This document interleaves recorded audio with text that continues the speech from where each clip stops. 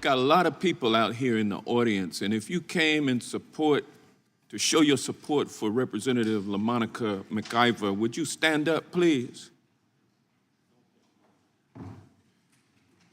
Okay, that looks like around 60 folks.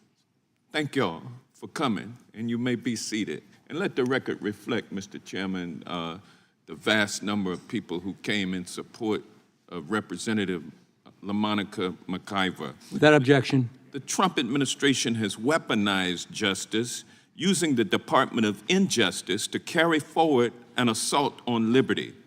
Trump has threatened and intimidated a number of lawyers and powerful law firms into submission. He has put powerful institutions of higher learning under his thumb, and he has forced powerful media companies to bow down and kiss his ring. Now he's threatening and trying to intimidate his adversaries in elective office. Last month, Trump's Department of Injustice arrested a female judge doing her job at the courthouse in Milwaukee. They then arrested the mayor of Newark, in the same city that he leads. And now, yesterday, they have filed charges against a member of the House of Representatives. And today, we are engaged in a pre-planned hearing entitled, quote, "Examining Threats to ICE Operations," end quote, while producing a highly prejudicial, expertly edited video published to taint the jury pool and shape a false narrative on Representative McIver's actions. MAGA Republicans are using this hearing to justify the charges against her.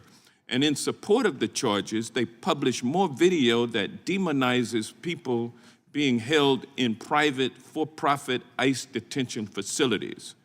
What is really happening is that Trump and his MAGA enablers are misusing their positions of power to prosecute people who refuse to lay down and get run over as they assault our liberties.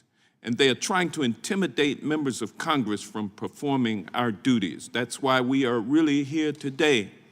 Last night, Trump's personal attorney, who he appointed to be interim United States Attorney for New Jersey, blatantly abused her authority to target a sitting congresswoman who had been roughed up by armed, mask-wearing ICE agents, males. This interim U.S. attorney targeted my colleague, but just because Representative McIver had the audacity to do her job rather than taking the Trump administration's word that everything was fine. Members of Congress have the legal authority to visit ICE facilities so that we can perform oversight. It's one of the things we are elected to do. But this administration has become increasingly authoritarian and will not tolerate anyone asking questions.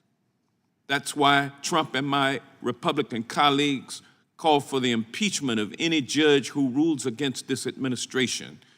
It is why the Trump administration targets students who expressed dissent. And it's why Trump muzzled the big law firms that previously stood up for civil liberties and have now agreed to stay quiet and do his bidding. The Trump administration continues to abandon the Constitution, and the Department of Justice continues to politicize the pursuit of justice. They've come after judges, mayors, members of Congress, and our neighbors and our communities. Who's next? Is it you? Representative McIver has her legal rights.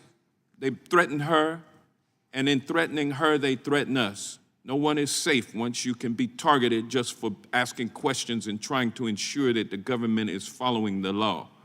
Now, Mr. Hauser, right now our MAGA Republicans are trying to pass a massive spending bill that would increase the national debt by $3.3 trillion and give ICE a staggering $73 billion to build more private, for-profit detention facilities.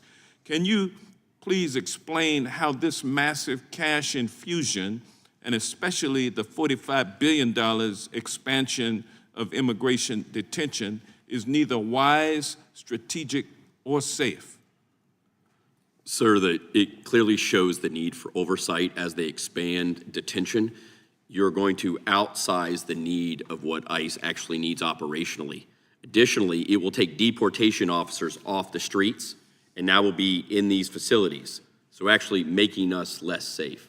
Additionally, the idea that you're going to detain 100 to 150,000 people and spend $45 billion or $70 billion to do it, if you took that same money and just put it to fix the broken immigration system now, you could hire thousands of individuals that could be adjudicating cases, immigration judges, resettlement services.